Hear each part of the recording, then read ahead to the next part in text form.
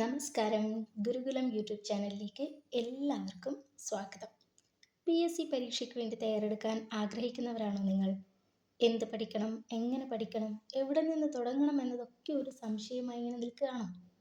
ഇന്നത്തെ വീഡിയോയിലൂടെ ആ സംശയങ്ങളൊക്കെ നമുക്ക് തീർക്കാം. 3 സ്റ്റെപ്പുകൾ മനസ്സിലാക്കിയാൽ മാത്രം മതി PSC പരീക്ഷയ്ക്ക് വേണ്ടി നമുക്ക് നല്ല രീതിയിൽ തന്നെ തയ്യാറെടുക്കാൻ പറ്റും. ആദ്യം തന്നെ ഒരു കാര്യം പറയട്ടെ. PSC എന്ന് പറയുന്നത് ഒരു ദിവസം കൊണ്ട് വിജയിക്കാൻ പറ്റുന്ന പരീക്ഷയല്ല, കൺസിസ്റ്റൻസിയാണ് വിജയത്തിൻ്റെ താക്കോൽ.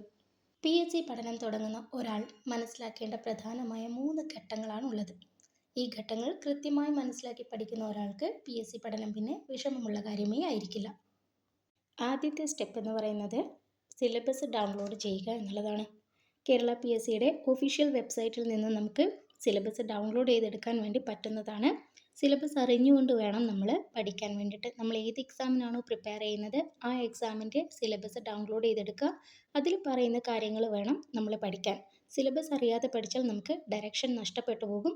അതുകൊണ്ട് തന്നെ നമ്മൾ കൃത്യമായ സിലബസ് ഏതാണെന്ന് അറിഞ്ഞ് മനസ്സിലാക്കി വേണം പഠിക്കാൻ വേണ്ടിയിട്ട്.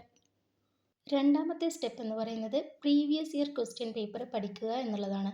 PSC ഒരേ തരത്തിലുള്ള ചോദ്യങ്ങൾ ആവർത്തിച്ച് ചോദിക്കാറുണ്ട്. അതുകൊണ്ട് തന്നെ പ്രീവിയസ് ഇയർ ക്വസ്റ്റ്യൻ പേപ്പർ നന്നായിട്ട് പഠിക്കുക എന്നുള്ളത് വളരെ ഇമ്പോർട്ടൻ്റ് ആയിട്ടുള്ള ഒരു കാര്യമാണ്. പ്രീവിയസ് ഇയർ ക്വസ്റ്റ്യൻ പേപ്പർ പഠിക്കുന്നതിലും ചില കാര്യങ്ങൾ ശ്രദ്ധിക്കേണ്ടതായിട്ടുണ്ട്. നിങ്ങൾക്കത് എങ്ങനെയാണെന്ന് അറിയണമെന്നുണ്ടെങ്കിൽ അടുത്ത വീഡിയോയിലൂടെ ഞാൻ എക്സ്പ്ലെയിൻ ചെയ്ത് തരുന്നതാണ്. നിങ്ങൾക്ക് കമൻറ്റിലൂടെ എന്നെ അറിയിക്കാവുന്നതാണ് പ്രീവിയസ് ഇയർ ക്വസ്റ്റ്യൻ പേപ്പർ എങ്ങനെ പഠിക്കണം എന്നുള്ളതിനെ പറ്റിയിട്ട് അറിയണമെന്നുണ്ടെങ്കിൽ. മൂന്നാമത്തെ സ്റ്റെപ്പ് എന്ന് പറയുന്നത് ഡെയിലി സ്റ്റഡി പ്ലാനാണ്.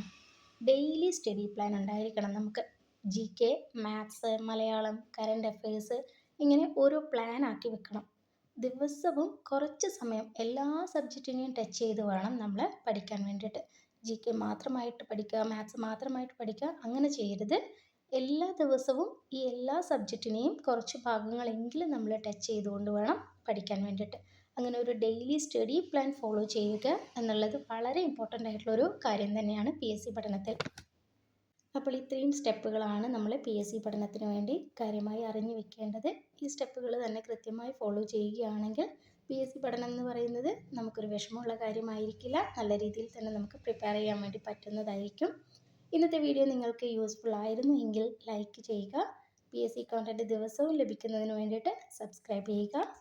നിങ്ങൾ PSCക്ക് തയ്യാറെടുക്കുന്നത് ഏത് ലെവലിനാണ്, LDC ആണോ ഡിഗ്രി ലെവലാണോ എന്നുള്ളത് കൂടെ ഒന്ന് കമൻസിലൂടെ അറിയിക്കുക. അടുത്ത വീഡിയോയിൽ വീണ്ടും കാണാം. Thank you.